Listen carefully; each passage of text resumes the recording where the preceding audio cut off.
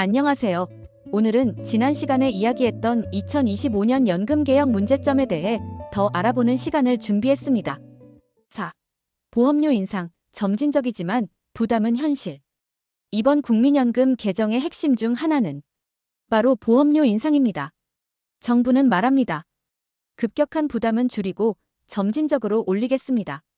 그래서 2026년부터 매년 0.5%씩 천천히 조금씩 인상된다고 하죠.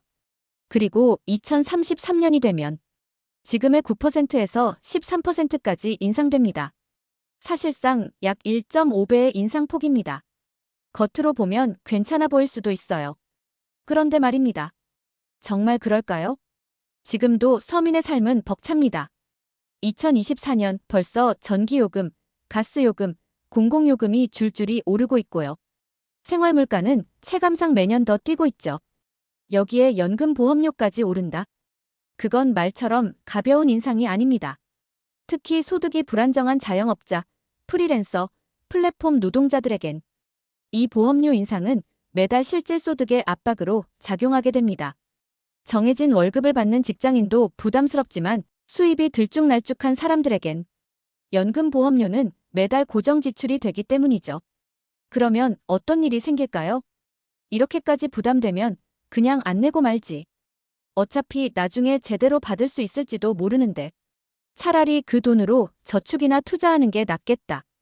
이런 생각이 점점 퍼지게 됩니다. 그리고 결국 납부 중단자, 즉 국민연금의 사각지대가 더 커지는 결과로 이어집니다.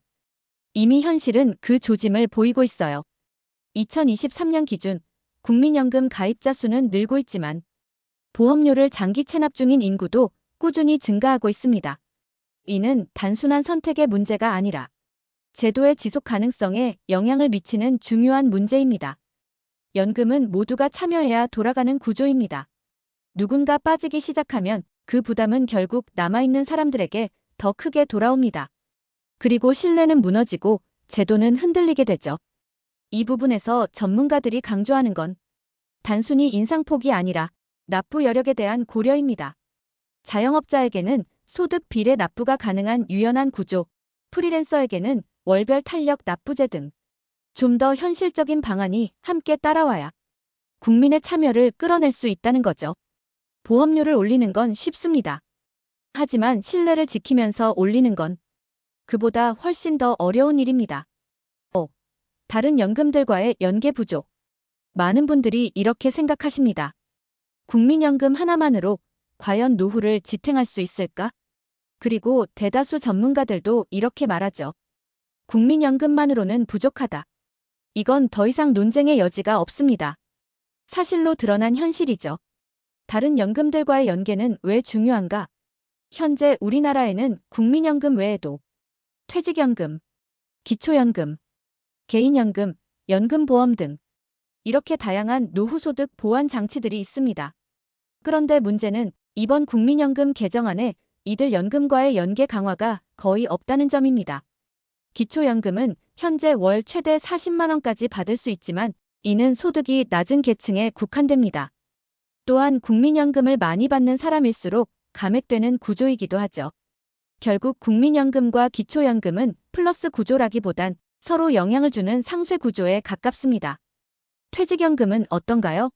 많은 직장인이 퇴직금 일시불 수령을 선택하면서 퇴직연금 제도는 여전히 제대로 정착되지 못하고 있습니다.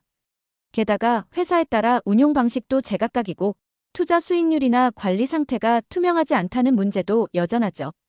개인연금은 어떨까요? 국민이 직접 가입해야 하고 스스로 매달 납입해야 하며 수익률도 자신이 감당해야 합니다. 요즘 같은 고물가고 금리 시대엔 이 또한 만만치 않은 부담입니다. 결국 결론은 이렇습니다. 국민연금 하나로는 부족하다. 그런데 다른 연금들과의 연계는 미흡하다. 그래서 국민은 여전히 개인 재테크에 의존해야 한다. 이렇게 되면 노후 불평등은 더욱 커질 수밖에 없습니다. 연금 설계 잘한 사람은 노후에 여유롭고 정보가 부족하거나 준비 못한 사람은 빈곤의 문턱에서 매달 벼랑 끝 생활을 이어가게 됩니다.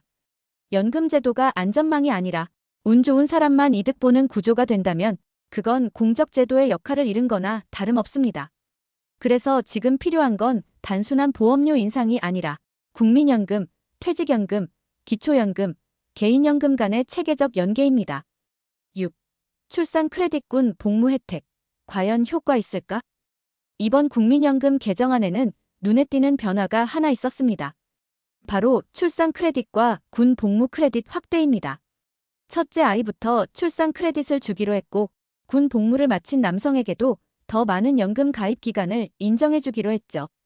표면적으로는 굉장히 좋은 변화처럼 보입니다. 국가가 육아와 병역의 사회적 기여를 연금 혜택이라는 방식으로 보상하겠다는 의미니까요. 그런데 여기서 중요한 질문을 해봐야 합니다. 과연 이 변화가 실제로 출산율을 끌어올릴 수 있을까요? 현재 우리나라의 출산율은 0.72명. 전 세계에서 압도적으로 가장 낮은 수치입니다. 이미 둘 낳아 잘 기르자는 말이 무색할 정도로 아이를 갖는 것 자체를 포기하는 시대가 되어버렸죠. 그런 상황에서 출산하면 나중에 연금 혜택 줄게요라고 말하는 게 정말 실질적인 동기부여가 될까요? 출산 크레딧이 주는 혜택은 기껏해야 몇 개월치 연금 가입 기간을 더해주는 정도입니다. 그런데 지금 청년들에게 필요한 건 연금 혜택이 아니라 지금 당장 육아를 감당할 수 있는 환경입니다. 군 복무 크레딧도 마찬가지입니다. 군 복무는 분명 국가를 위한 희생입니다. 그리고 그 희생에 대해 연금 측면에서 보상하는 건 긍정적인 방향입니다. 하지만 문제는 이것도 체감 혜택이 크지 않다는 점입니다. 복무 기간을 보험료 없이 가입 기간으로 인정해주지만 막상 나중에 연금 수령액을 계산해보면 그 차이는 미미하죠. 청년층의 시각은 이렇습니다. 국민연금 자체에 대한 불신이 큰데 몇 개월 더 받는다고 뭐가 달라지나요? 군복무에 대한 보상은 단순히 연금이 아니라 더 근본적인 제도적 접근이 필요하다는 얘기입니다. 결국 이 모든 크레딧 정책의 한계는 여기에 있습니다. 좋은 취지는 있지만 실질적인 유인은 부족하다. 제도는 있지만 청년 세대가 느끼는 체감도는 낮다. 7. 반쪽짜리 개혁이라는 비판. 이번 국민연금 개정안의 핵심은 두 가지입니다. 하나, 보험료를 점진적으로 올린다. 둘, 연금 지급을 국가가 책임진다는 조항을 명문화한다. 표면적으로는 개혁이라는 이름을 붙일 수 있을지도 모릅니다. 하지만 국민들의 반응은 생각보다 싸늘합니다. 왜일까요? 연금 전문가들은 말합니다. 이번 개정안은 어디까지나 응급처치에 불과하다. 진짜 수술은 아직 손도 못 댔다. 그 이유는 명확합니다. 정작 필요한 구조적 개혁은 빠졌기 때문입니다. 예를 들어 소득비례형 연금 체계로의 전환. 고소득자와 저소득자 간 불균형 해소를 위한 핵심 조치지만 논의는 있었고 실행은 없습니다. 퇴직연금과 국민연금의 통합 논의. 이중구조의 비효율을 줄이려면 통합이 필요하지만 이번 개정엔 언급조차 되지 않았습니다. 연금 사각지대 해소. 자영업자, 플랫폼 노동자, 비정규직은 여전히 사각지대에 놓여 있는데 그에 대한 실질적인 대책은 보이지 않습니다. 그래서 전문가들 사이에선 이렇게 말합니다. 이건 진짜 개혁이 아니라 미니 개혁이다. 국민의 신뢰를 얻기엔 너무 부족하다. 여기서 가장 안타까운 지점은 이겁니다. 국민들은 이미 고통을 감내할 준비가 돼 있습니다. 청년들도, 중장년도, 은퇴 앞둔 세대도. 내가 지금 손해보더라도 미래를 위한 개혁이라면 감수하겠다는 생각을 갖고 있을지 모릅니다. 하지만 그 전제는 하나입니다. 공정한 구조 속에서 모두가 함께 고통을 분담한다면, 지금처럼 일부만 더 내고 정작 고쳐야 할 구조는 그대로 둔다면 국민이 느끼는 건 희생이 아니라 박탈감입니다. 그래서 이번 개정을 두고 이런 말도 나옵니다. 현실적인 접근. 맞습니다.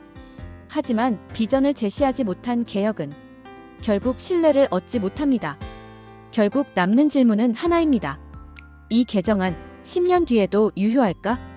그때도 우리는 이 제도를 믿고 낼 수 있을까? 국민연금 좋아진 건 분명 있습니다. 하지만 그 이면엔 아직도 우리가 외면할 수 없는 무거운 질문들이 남아 있습니다. 나는 과연 내 노후를 이 제도에 맡길 수 있을까? 내가 낸 만큼 돌려받을 수 있을까?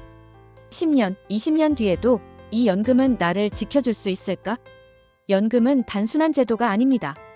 그건 곧 우리가 버텨야 할 노후의 안전망이고 아이들에게 물려줄 세대 간의 신뢰 문제이며 우리가 얼마나 인간답게 살 수 있을지를 가르는 마지막 수단입니다. 아직 늦지 않았습니다. 하지만 우리가 이 문제를 모른 척한다면 그 대가는 당신의 노후가 그리고 우리의 미래 세대가 치르게 될 것입니다. 지금까지 시청해주셔서 진심으로 감사합니다. 구독과 좋아요는 큰 힘이 됩니다.